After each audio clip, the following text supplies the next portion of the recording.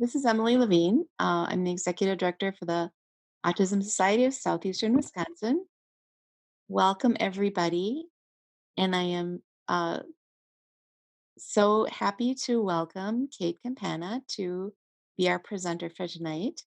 She is a support teacher in the Wauwatosa School District and has volunteered for the Autism Society before, comes to our gala every year.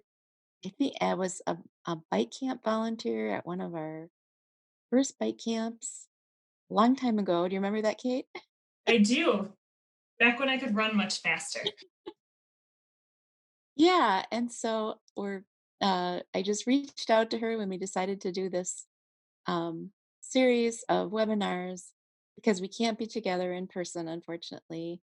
But we have a Facebook group, and people were reaching out to us, and a lot of uh, people have a high anxiety around what's happening and what's going to happen and how are we going to keep our kids occupied.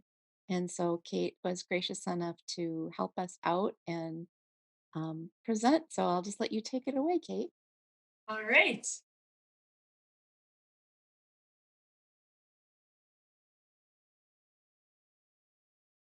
All right, you can next slide, please. So as we're working tonight, if you have any questions, Nicholas, are you able to bring up the chat box for participants? I am. I can see the question and answer and the chat box. Perfect. So if you have questions, you can put those into the chat box and we'll address those at the end. So Um, I want to make sure we leave some time for that. And then Emily told you a little bit about me. So I'm a program support teacher with the Wauwatosa School District. And so what that means is on a daily basis, I do diagnostics for students that we're looking at for eligibility on autism spectrum disorder as well as other disabilities.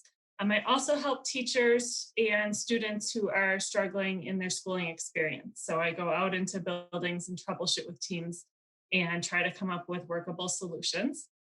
Prior to this job, I was in the classroom in Wauwatosa for 12 years at the elementary level.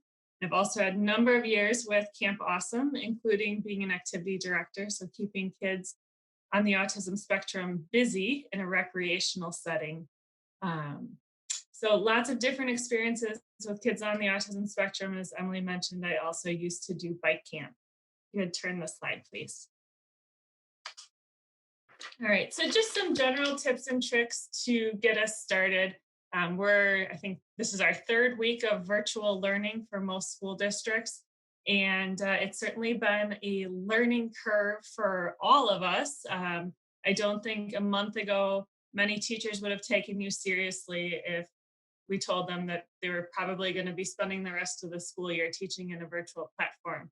And I don't think many families were prepared for this either. This kind of came out of nowhere for most of us. So one of the first pieces of advice I would give you is to try to loosely develop a daily routine that works for your family. Brick and mortar school day does not need to be replicated. I think many schools initially tried to fill 8 hours or 7 hours in a student's day, and we quickly realized that that was not feasible or best for our families. DPI is now advising at the elementary level that students engage in 2 hours of virtual learning per day. And I'm not exactly sure what the secondary recommendation is, although I know that they're advising subject areas to no more than 30 minutes of instruction a day. So with that in mind, I think we need to give ourselves a little bit of slack. If you are a social media follower, you probably saw the nice color-coded schedules that lots of well-meaning parents put out there and that engaged their children from 9 a.m. to 7 p.m. And I think those went out the window by day 2 or day 3. I would recommend that you develop some kind of visual support format that is familiar to your child, and that will help provide some familiarity and some consistency between home and school. If you're not sure what your child's case manager was using in terms of a visual schedule, I would recommend contacting their case manager. Many case managers either have electronic forms of it or can sketch something out and snap you a picture. so that there would be some familiarity for your child as you're going through these academic tasks and embedding some more fun things into your day.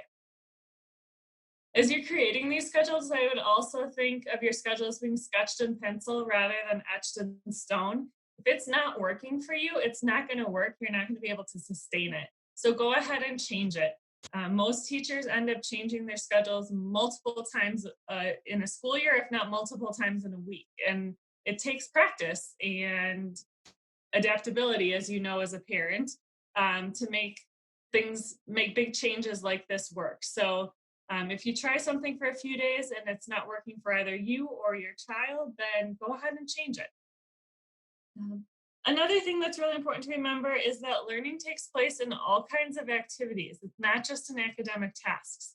There's so much learning that can happen through different activities that you engage in as a family, going out on a walk, engaging in conversation, engaging in activities in the kitchen, or activities of daily living. And we'll talk about that a little bit later. But don't just think that math needs to be practiced with a math worksheet. Math can be practiced in many ways. Go ahead, Nicholas. So when I get students or adults ready to learn, one of the things that I like to lead with is movement. Regulation is very important for kids and for adults. If we are in a dysregulated state, it's very hard for us to engage in learning or work tasks. And it's going to be difficult to start learning. Most teachers embed movement very regularly into their school day. Activities can be quick and informal. Sometimes we have kids stand up and stretch, move to another place in the room, or in your case, another room in the house, make a delivery to another teacher or run to the mailbox or something like that. Or it can be an activity that's more formal and a little bit longer. So I've listed some of my favorite activities here for movement. Go Noodle is a platform that's available to all public schools throughout the country. And they've launched a platform for families. So many of your children's favorite activities that they know from Go Noodle, they can be doing at home as well. And the more they use it, the more points they can accrue, and then their creature evolves and morphs and becomes more sophisticated. It's a fun little app to get everybody moving. Cosmic Kids Yoga is also a big hit for kids of all ages. The woman who does it tells stories through yoga and has the kids move throughout the stories. Some of them include Disney stories, which I know are often a hit for children with autism spectrum disorders. But they range in length from about 5 minutes to about an hour. There's lots of different ways to engage in Cosmic Kids. Mood Monsters is specifically designed for emotional regulation. So there's different activities to match the mood that your child is in or that you are in, and helps you to regulate to a better, more regulated state. And then this last one, PE Joe, is one that I was not aware of until school closures began happening. So this gentleman, I believe from Australia, comes out with a new PE routine every work day of the week. It's recorded and available before we wake up in the morning. So you can pick a time to engage in a 20 to 30 minute PE activity with Joe, with activities you can do in your living room. Go ahead and turn the page. If YouTube videos aren't quite your thing, there is the Calm app for both iPhone and Google. It's a free app that has a variety of meditation-like activities. Of course, as with most apps, you can buy additional meditation activities for a price. There's also, for some of our older kids, naturally occurring heavy work, and even for some of our younger kids. If we're outside, things like pushing wheelbarrows, moving wood around, stacking wood, raking are all activities that can help help individuals feel regulated. Heavy work is extremely important for helping us feel calm. Inside, you can do things like moving laundry baskets throughout the house, vacuuming and mopping also provide resistance and provide that input that our OTs are talking about all the time. These are good ways to help our bodies calm down and get ready to work. Calming music, you can use just music off of YouTube. You can use music that you have on your devices as either as background music to an activity that you're doing or as a precursor to engaging in a sustained quiet task. Calming jars, I linked these jars that you can make at home out of things that you might have in your kitchen, like oil, water, a little bit of glitter. You can float some different things in there. Depending on the viscosity of the liquid, determines how fast it flows. These are very common in our special education classrooms as a strategy to help kids calm down either before or after work. And Kate, this is Brian Kasbar. I joined it just a little bit late. For those who are listening, in the chat box, I have given the links that are here because it would be hard to click on a link, but I have put the links in the chat for each of these things. Thanks, Brian. And when we're done, I can also link this presentation to the Autism Society's page so that it can be a view only and you can click on the links. And then the last idea that I have here isn't so much of an activity, but kind of in the way that we present ourselves when we're working with students or children who have a tendency to show dysregulation. And that is the strategy of slower, lower, less. When we slow our rate of speech down and we lower our volume and we use less language, it becomes very calming and regulating. And oftentimes I find when I'm in classrooms, if teachers or students are talking quickly, if I just start talking slower and lower, you can bring the energy of a room down and help people to regulate, both adults and children. So slower, lower, less is something that I go to on a routine basis to help individuals calm down and then engage in the assigned tasks. Next slide, please. I know there's great variation in what individuals are receiving from school districts in terms of activities that are expected to be completed or options for learning. I know some families are absolutely overwhelmed by the amount of communication and others are frustrated by not getting any. So if you have more than enough to do at home, then don't add more to your plate. But if you're looking for things, these are some of my favorites for literacy supports. The first one is actually a new one. So Audible, which is the audiobook version, a subscription from Amazon, has come out with a site called Audible Stories. And Amazon as a company is making these books available at no cost for the duration of school closures. So if you have a child or an adult who prefers to access books in audio format, this is an excellent source to get them for free. If you have students that are expected to read a written book and that's above their current reading level, I would check out Audible and see if they could also follow along with an audio version of the text. Additionally, many authors and nonprofits are doing read-alouds on YouTube for the duration of the shutdown. Just today, there was a list published of all the authors doing read-alouds on YouTube and the times that they would be live. So that link there lists when those are occurring. Of course, you can go after the fact and take a look at what's been recorded. As with any of these free compilations, it depends on someone updating them, so they're never going to be totally inclusive of all events happening. So if there's a particular author or a particular book that your child is interested in and you are tired of reading it aloud, you can often go to YouTube, type in the title or type in the author's name and find an audio recording of that book. You can also do the same on Facebook.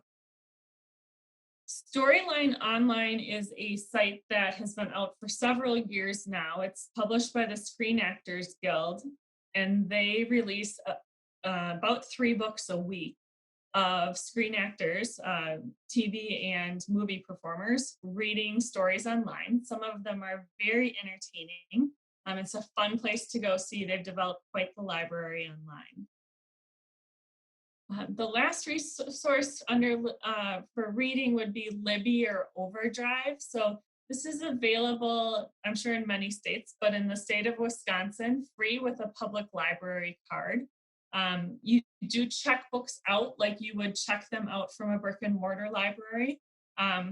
So there is a 2 to 3 week window depending on the type of book. They offer print books and audio books. The print books are in ebook format, so you can download them.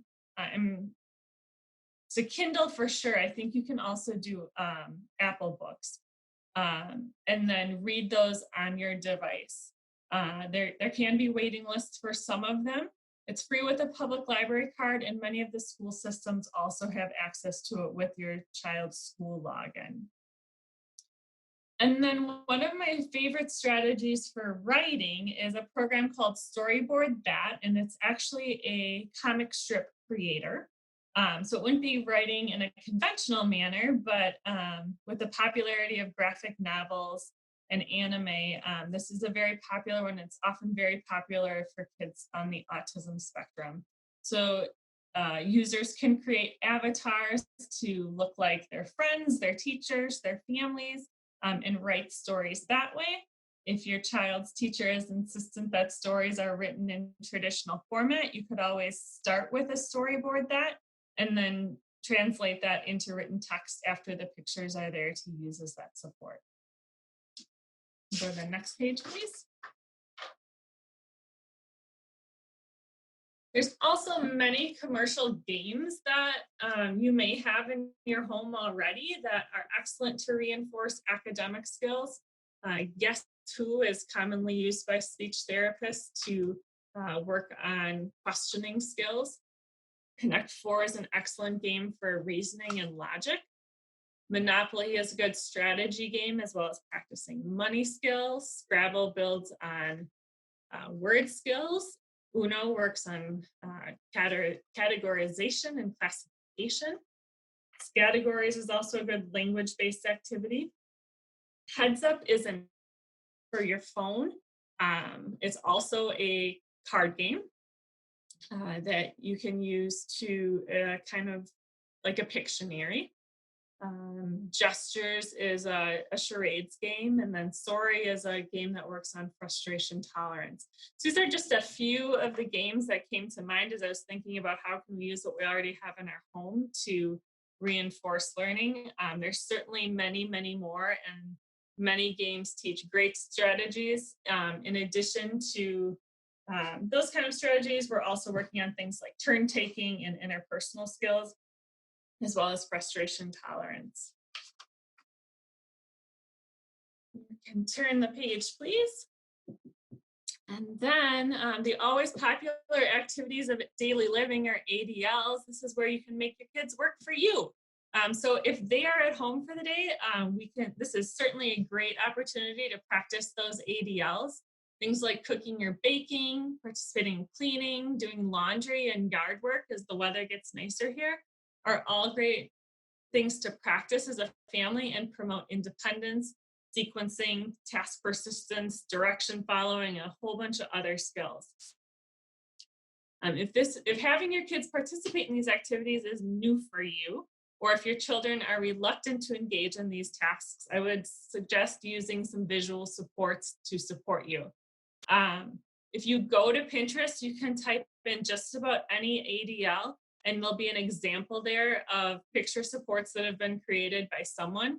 A lot of them do require you to pay for their download, and I wouldn't necessarily do that, but you can take a look at what how that's laid out and how that might look and duplicate it for yourself. Or some of them are only $1 or $2 if that's something that you want to invest in. Another really easy strategy is the first time you do it, prompt your child through each step. And as they complete each step, take a picture on your phone with your camera. And then as you want your child to do that more independently, you would scroll through those pictures in chronological order to show them how to engage in that process. Keeping in mind that a verbal prompt is the hardest prompt to fade, so it's best to use point prompting or tactile or hand over hand prompting. Those are easier prompts to fade than a visual or than a verbal prompt, excuse me. Also, if you have children who are readers, a visual support doesn't need to include pictures. It can be a written list. So keep in mind that this is a really easy strategy if you're fortunate enough to have a child who's a proficient reader. You don't need to take pictures and make them look Pinteresty and fancy. You can just take a Post-it note or an index card and write down the steps in order. Then another thing to keep in mind is, well, as adults, the reward for us in engaging in these ADLs may be having a clean house or having something good smelling coming out of the oven. For kids, this is often not enough of a reward, especially if they're encouraged to vacuum or clean toilets or something like that. So this would be a perfect time for you to build in some kind of extrinsic reward. And this would also be a really good time to use those first then or when then prompts to get them to engage in that task. Next page, please. And then I just included a few links of some other resources that are available. The top list has kind of become a beast. So 2.5, 3 weeks ago, when schools across the country started to close, some kind educators started compiling a list of all of the educational companies offering free accounts during school closure. It started with about 15, 20 companies, and now it's probably over 100. It's a little daunting, but if you want to look at that, many of the accounts don't require credit card entry. If they do require credit card entry, I'd make sure you cancel it before that initial trial is up, unless you want to continue paying for it. But there's some websites that your child may be familiar with from school. Food Network has a site for cooking with kids. I know many children on the autism spectrum can be a little finicky in their eating, but if you're looking for something outside of your normal repertoire of recipes, it's a good place to look. Of course, substitutions can also be made. I've also found over the years that many students would eat foods in our cooking group that they would not eat with mom and dad at home. And I think, if you let them participate in the process and they get to taste the ingredients, sometimes when we get to the end, then they're willing to give the new food a try. Not all the time, but it's worth a try.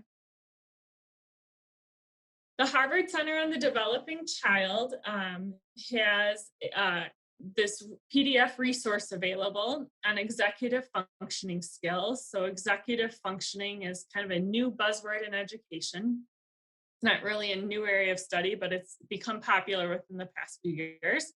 And executive functioning is basically everything that we need to do to get ourselves ready to engage in a task, and then sustaining attention, getting through the task, and then thinking about how we accomplish that task. Very simplistic definition of executive functioning. But if you click on this document, it is divided by age level, and that would be based on neurotypical development. And at each level of development, beginning at 6 months, going all the way through adolescence, it gives practical advice on what would be appropriate chores, games, and activities to do to build executive functioning skills at that child's level. Pinterest is another great resource for just about anything under the sun. You can find recipes, you can find visual supports, you can find literacy, you can literally find it all on Pinterest. So if you're kind of stuck in a rut with something and you're looking for a new idea, I highly recommend doing a quick Pinterest search. And then the last one is Boardmaker. So Boardmaker is the program that is used to make text cards. And they are offering free 30-day accounts for families.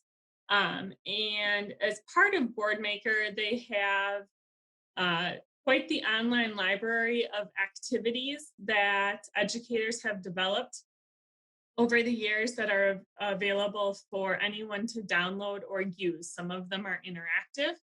Um, so if you need a task sequence for vacuuming, you will find one on Boardmaker.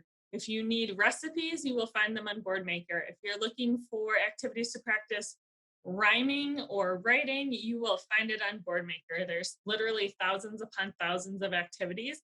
They do vary in quality as they're all user submitted. But Boardmaker does also have their own curriculum system that you may find interesting for your child based on his or her interests. Go to the next page, please. So that is all that I have for you. I would be happy to entertain any questions that you might have. Those attendees we have, there is at the bottom of the screen, if you put your cursor over it, there should be a Q&A icon with two little quotation boxes. If you click on that, the panelists will be able to see the questions.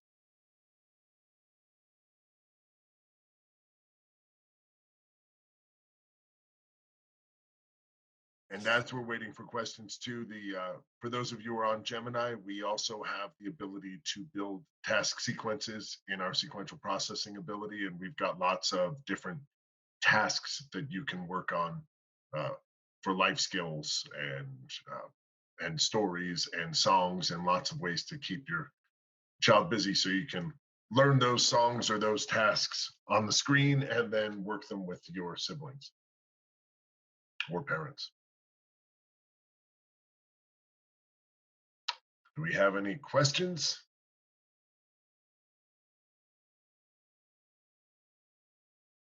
I just wanted to comment. This is Emily, about getting kids outside. Um, one thing that I noticed with my son is an adult, but when he was a little kid, it was really easy to get him outside. And as he became a teenager, it got harder and harder to get him out of his room and get him outside. And I was just wondering if anybody had a similar experience, and if you know, my exercise mainly lately has been just walking in the neighborhood. He hates to walk in the neighborhood, but he will go with his dad down to Lake Michigan and um, visit the marina, because that's he's used to doing. He's used to. We have a little boat. It's not in the water right now, but he likes to go to the lake, and so you know, he won't walk in the neighborhood, but we feel like it's important for him to get outside, and maybe we could share ideas about getting kids outside a little bit.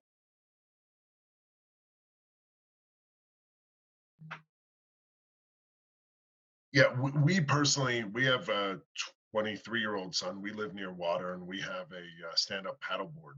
And he found that to be great. He could be alone, but still kind of get out, get sun, get exercise. He's really loved that. And whenever it's warm, does that.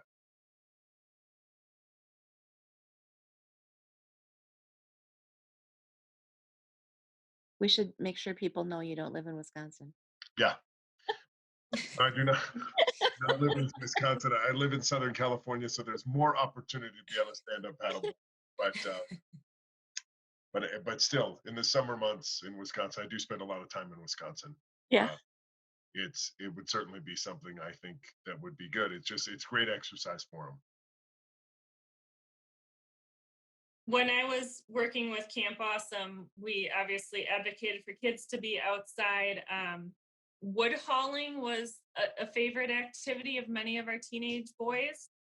And also coming up with projects outside to engage them. Of course, we had the advantage of saying that you're helping out the camp, but maybe there's a neighbor who's older that they could help out with as well. I know for some kids that won't be motivating, but for others that might.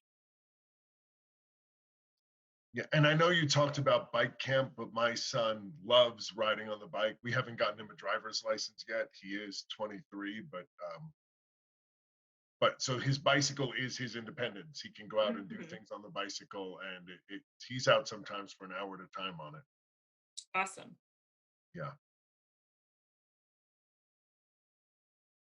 Well, if nobody has questions, Kate, we can probably wrap it up. Thank you very much. That was Fantastic. a lot of great resources. And Emily, you'll put the links on the Autism Society page. I will. Great. And soon we'll have all the recordings up too of all these. Yeah. Yeah. So all the recordings, and then just to put in a plug, we will have a next Tuesday. We will have a series on for young children, exploratory play and early language by Gina Pope, a master teacher, talking about all the ways that you can encourage early language in the younger children who may not have a lot of language skills. And that will be Tuesday, the 7th of April at 8 p.m. And the link could be on the Autism Society page. It's on our Facebook page under events.